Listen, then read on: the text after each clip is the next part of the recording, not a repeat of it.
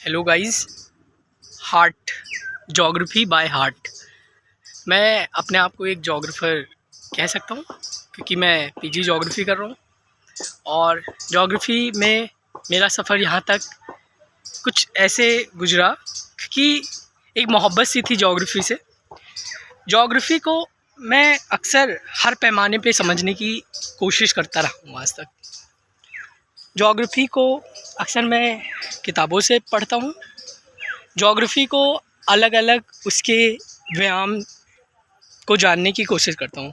कह सकता हूँ कि जोग्राफ़ी के अपने आयाम हैं, कई सारे आयाम में जोग्राफ़ी इस नेचर में एग्जिस्ट करती है और हर आयाम का अपना एक मूलत्व है। यानी कि हम कह सकते हैं कि इसकी अपना एक हर डायमेंशन जो जोग्राफ़ी का डायमेंशन है, जोग्राफ़ी की हर डायमेंशन का अपना जो है एक फंडामेंटल है और उसके फंडामेंटल को समझने का प्रयास मैं करता हूँ। दोस्तों, मेरा नाम है सौरभ और मैंने अभी रिसेंटली में अपना बीए कंप्लीट किया है और पीजी जोग्राफ़ी कर रहा हूँ। तो दोस्तों, आज का दिन है अक्टूबर का महीना है ये, और मैं यहाँ चंदिका देवी के जस्ट पीछे, जब बिल्कुल बैक साइड में आएंगे तो यहाँ पे गोमती रिवर है, मैं भी आपको दिखाऊंगा। तो ये गोमती रिवर के किनारे मैं चंदिका देवी में खड़ा हूँ। ये देखा जाए तो ये बहुत हरा भरा एरिया है। यहाँ आज भी कहीं ना कहीं हम नेचर की जो प्राकृतिक खुशबू है उसको हम कहीं ना कहीं महसूस कर सकते हैं, उसको सूंघ सकते हैं, क्योंकि यहाँ की जोग्राफ़ी अभी बची है।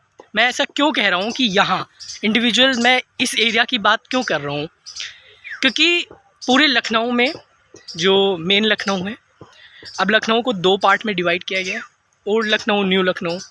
New Lucknow outer ring road side जितना भी इधर डेवलप हुआ है, सीतापुर से जब हम लोग आते हैं तो ये पूरा एरिया न्यू लखनऊ में आने वाले टाइम में कुछ ही महीनों में लग जाएगा। यहाँ पे डेवलपमेंट, अर्बनाइजेशन बहुत तेज़ी से हो रहा है। योगी सरकार 1 ट्रिलियन की इकोनॉमी के लिए इस एरिया को बहुत कह सकते हैं बहुत आशा के साथ देख रही है कि इधर कुछ ऐसा डेवलप किया जाए जिससे कि टूरिज़्म, जो one of the most important है, यूपी के ड्रीम्स में अपना पोजीशन रखता है। तो दोस्तों, हम वहाँ पर ना जाके बल्कि जहाँ पे हैं यहाँ की जोग्राफ़ी के बारे में थोड़ी चर्चा कर लेते हैं। दोस्तों, मैं यहाँ पे चंदिका देवी साइड हूँ। यहाँ पे बहुत सारे प्रोजेक्ट्स हैं जो काम जिन पे हो रहा है लगातार। यहाँ पर आपको वो हर छोटी सी छोटी खुशबू सूंघने को मिलेगी जो जोग्राफ़ी में एग्जिस्ट करती है। मैं अभी रास्ते में जब पैदल आ रहा था तो कई विचार आए कि एक टर्म है जोग्राफ़ी, जियो प्लस ग्राफ़ी। ग्राफ़ी को बेसिकली जो हम थ्योरेटिकली पढ़ाया जाता है, तो ग्राफ़ी का मतलब होता है कि टू स्टडी, पढ़ना, और जियो मतलब अर्थ के सरफेस की स्टडी करना ही जोग्राफ़ी है। लेकिन आज मुझे मैं इसको अलग तरीके से मैं आपको बताना चाहता हूँ। वो ये कि जियो ग्राफ़ी GRAPHY। तो ग्राफ़ी को मैं ग्राफ समझ रहा हूँ, ग्राफ़ी को मैं ग्राफ समझ रहा हूँ, क्योंकि पूरा वर्ल्ड एक ग्राफ है।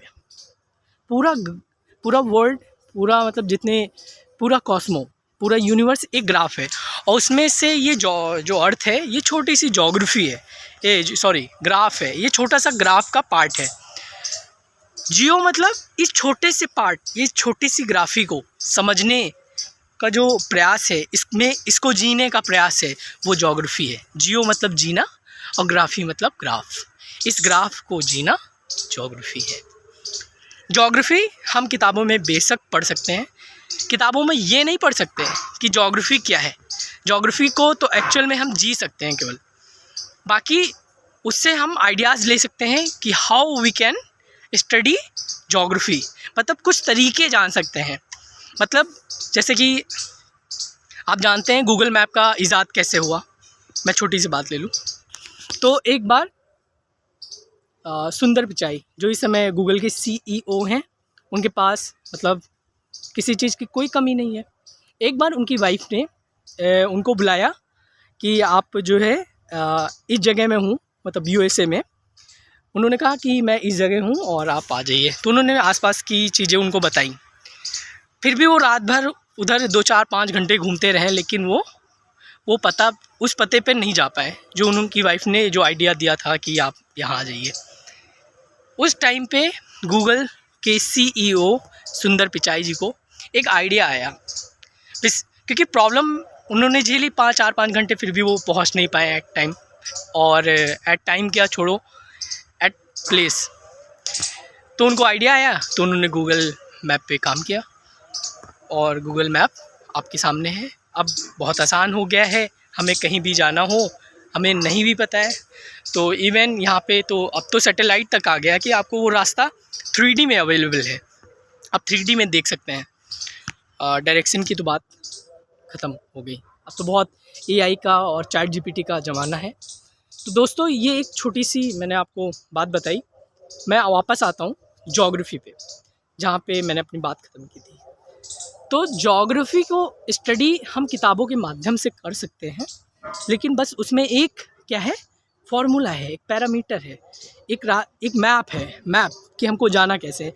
लेकिन ज्योग्राफी इतना डायनेमिक सब्जेक्ट है ना कि हम कहीं ना कहीं उसमें भी फेल हो जाएंगे, वो सारी चीज़ें भी फेल हो जाएंगी।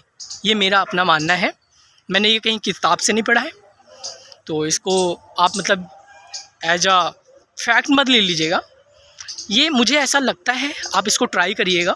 बहुत सारी चीज़ें, कुछ तो जैसे कि सर्कमफ्रेंस ऑफ अर्थ है, तो उसको ठीक है, उसको निकाला गया, लेकिन उससे पहले भी हमारे हिंदू पुराणों में बताया गया, डिस्टेंस सन की बताई गई। तो ये सारी चीज़ें तो टाइमली वो चीज़ आई, वो बिल्कुल कैलकुलेट तरीके से बताया गया, उसका एक तरीका पूरा बताया गया, तो ठीक है। लेकिन ये ज्योग्राफी, ये दुनिया इतना डायनेमिक्स है ना कि हम पिछली चीज़ों को से बस सीख सकते हैं कि क्या हमें गलतियाँ थोड़ी बहुत नहीं करनी है, थोड़ा सीख सकते हैं। लेकिन हमारे माइंड को भी डायनेमिज्म चाहिए, एक डायनेमिक माइंड चाहिए, हमारे अंदर डेवलप करना पड़ेगा हमें। ज्योग्राफी इतना मॉडर्न सब्जेक्ट है ना, इतना मॉडर्न है कि हर एक दिन बदल रहा है। Geography changing every time, every second. It is my thought, it is not any book, मतलब I am not studying this from any book, right? So इतना ज्योग्राफी मैं, अब वो सारी बात हो गई, ये तो बहुत फिलोसफिकल हो गया, लेकिन ये बातें बिल्कुल ऐसी वैसी नहीं है, गंभीर से इसको समझिए आप। यहाँ पे बारिश होने वाली है, मौसम ख़राब हो चुका है, तो मैं यहाँ के कुछ प्लांट्स, वेजिटेशन आपको दिखाऊं। यहाँ पे मैं जब छोटा था तो मेरे खेत थे यहीं लखनऊ में, तो वहाँ पे बेरकटा का पेड़ हुआ करता था। ये तो बेरी है, मैं उस साइड से आया हूँ, तो मुझे वहाँ पे वो पेड़ दिखे, वो पेड़ मैं अभी आपको दिखा रहा हूँ। तो दोस्तों आइए चलते हैं, आपको यहाँ की बेरकटा नामक पेड़ से मिलाते हैं, जो हमारे धरती पे अवेलेबल है। और शायद बहुत लोग जानते होंगे, लेकिन बहुत लोग ऐसे हैं जो नहीं जानते हैं। तो जो जानते हैं वो एक बार और देख ले, और जो नहीं जानते हैं वो अपने नॉलेज में इन्हेंस कर ले। दोस्तों ये है बेरकटा का पेड़। ये जो छोटे छोटे हैं, ये बहुत बड़े नहीं होते हैं, ये इनका साइज़ बहुत छोटा रहता है, मतलब जितना है वो साइज़ रहता है, बट जो है इसमें बड़े बड़े मीठे मीठे बेर जैसे स्वाद में बेरकटा उनको कहते हैं, वो लगते हैं। हमारी ज्योग्राफी या वेजिटेशन तो ज्योग्राफी का एक छोटा सा पार्ट है, जो कि one of the most important part है। ज्योग्राफी शुरू ही वहीं से होती है, शुरू तो मैथमेटिकल ग्राफ से होती है, लेकिन उसका एग्जिस्टेंस जो ज्योग्राफी का आया वो नेचर से आया। अगर पेड़ पौधे, हवा, पानी, ये सारी चीज़ें ना होती, और एनर्जी, सन, तो ज्योग्राफी कभी मॉडर्न सब्जेक्ट बन ही नहीं पाता। ज्योग्राफी मॉडर्न सब्जेक्ट इसलिए है क्योंकि उसमें क्लाइमेट है। अगर क्लाइमेट ज्योग्राफी से हटा दिया जाए तो वो बिल्कुल हिस्ट्री जैसा सब्जेक्ट बन के रह जाएगा।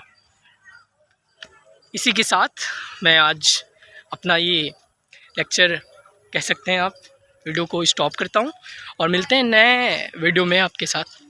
धन्यवाद, बाय बाय।